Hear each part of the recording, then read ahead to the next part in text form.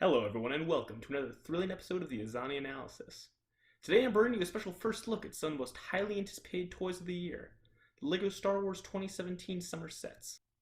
We've all been waiting for these images for a long time, so for that reason it's nice to see them and begin to do our...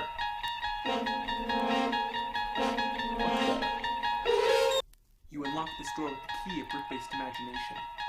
You're entering into another dimension, a dimension of sight, a dimension of sound, a dimension of mind. A land of both shadow and substance, of wild speculation and ideas. You've just crossed over into the Azani Analysis. Alright, my thoughts on this are as follows. It is small, but it is dense.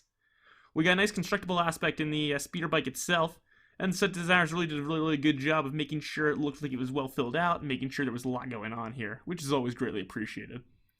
In general, there's a total of 4 minifigs here that I can see. We got Bossk, we got IG-88, we got Dengar, and we got one other guy in the bottom right foreground who I cannot remember the name of, but it is of note that all of them do include the small single stud blaster piece that was introduced in 2014, and so that is a nice thing. Overall, this is a pretty decent sized set for the price point of around $8 to $10, and hopefully it stays at that and doesn't get any higher, but we can only hope. Fact is, this is a pretty solid set, except for the fact that it does appear to be relatively janky in the construction of the speeder bike part, but we can work with that, especially the front part. Oh, well. This set is a set that many have been looking forward to, including myself for a while, ever since it initially was first heard that it was going to be coming out.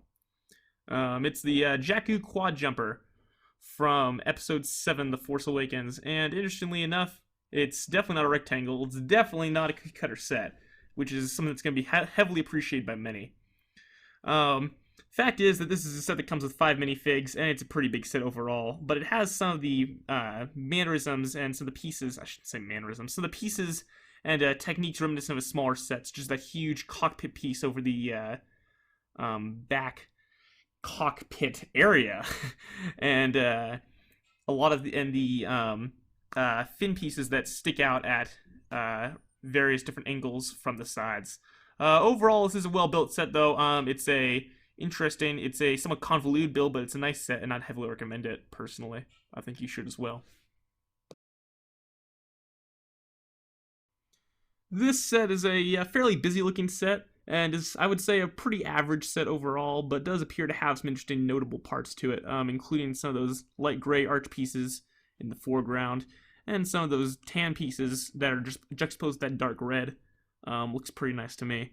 Tech and function-wise, we're seeing a ton here, and there's a lot of playability in this that I'm sure will amaze tons of kids, and probably at least a few adults as well, like me.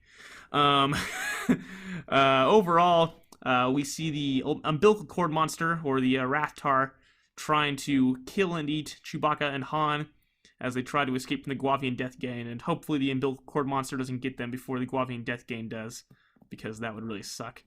As a detailed set, it does have a lot of different cluttered aspects to it, but overall I think it's pretty nice, and I think that's kind of that I would recommend personally, and that you should consider picking up at some point if you do have the spare budget. That being said, it will be a pretty expensive set, so keep that in mind as well. Alright, this set is fascinating. Fascinating not necessarily in a good way, but fascinating in a whoa, fascinating way. Interestingly enough, it does seem to have some complexity in the upper cockpit region, and additionally in the base kind of, well, tank kind of rolling region. But I'm also not really seeing where this is supposed to be a tank, as I'm assuming there's some sort of rolling region, but tanks typically roll, or maybe hover in the Star Wars universe, and it's a little hard to see how this is not just a spaceship that is flying very, very, very low. Regardless, this does come with several nice minifigures, including a couple of battle droids, a new Jedi, and a clone. And when I say a new Jedi, I just mean one that I don't automatically recognize off the top of my head, because I'm not a total kind of Star Wars fanatic, to be honest. And yeah, overall it's a dense set, but nothing too special. And frankly, I wouldn't personally be a fan, but you may be. Who knows? Give it a shot and tell me what you think.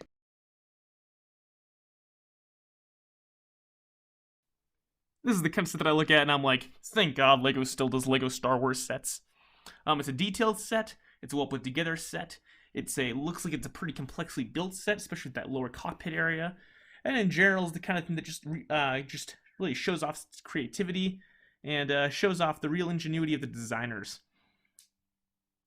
The custom-built homing droid figure is pretty interesting to see, and I'd love to see more of that. It looks like it's at least like a 15-piece deal, unless they've included some large inconvenient pieces all of a sudden, because they may or may not have done that. Let's just be clear, this is Lego. And the minifigure with the short earth green legs is also a great treat. Nice kind of thing. Something that's greatly appreciated. Additionally, it looks as though the cockpit seems to have some new kind of curved pieces to it, which will be interesting to see, and they may be in a different color. They're tinted in a way that seems to be somewhat different, but anyways.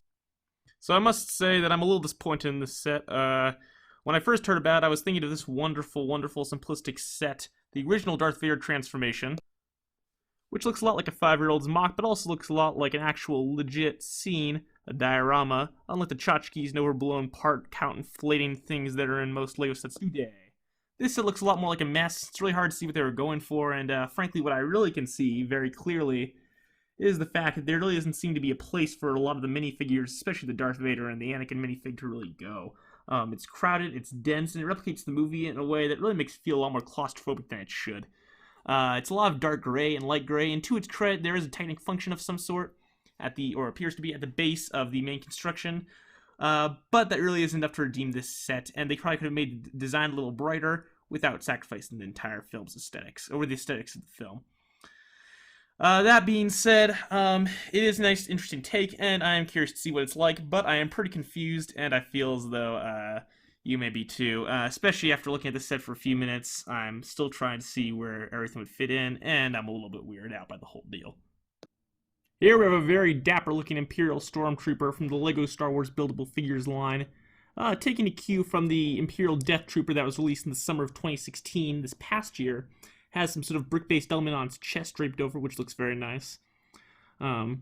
Probably a non-ABS element that seems to be connecting it will be in a black color now, although it may not be printed yet, and who knows, maybe we'll see something different when the final set comes out. We got a pauldron in the light orange color, and a nice new head mold that we haven't really seen before, as well as some cool recolors, including the upper thigh pieces and all that from the LEGO Star Wars buildable figures we've seen before. Fascinatingly enough, it seems to be an Episode 4 figure and not an Episode 6 figure, which will be interesting when we contrast it with what we see in the next image, because LEGO tries to tend to release these in waves, and maybe they're just kind of doing it scattershot now. But at the moment, I don't seem to see a lot of congruity with how they're releasing these Star Wars buildable figures. If you were a fan of Hero Factory back in the day, you'll understand what it means when I say that we haven't had a buildable figure to scale with a vehicle in about 1,000,000 years. Now, this isn't totally to scale, but overall it is freaking nice. While it is a little bit easier to do with a Scout Trooper and a speeder bike, it's still pretty impressive that the LEGO designers made it to scale, and I greatly applaud that.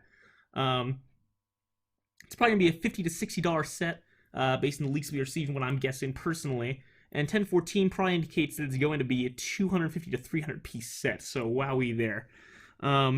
Overall, I'm seeing, let's see, a Technic display stand, which looks awesome.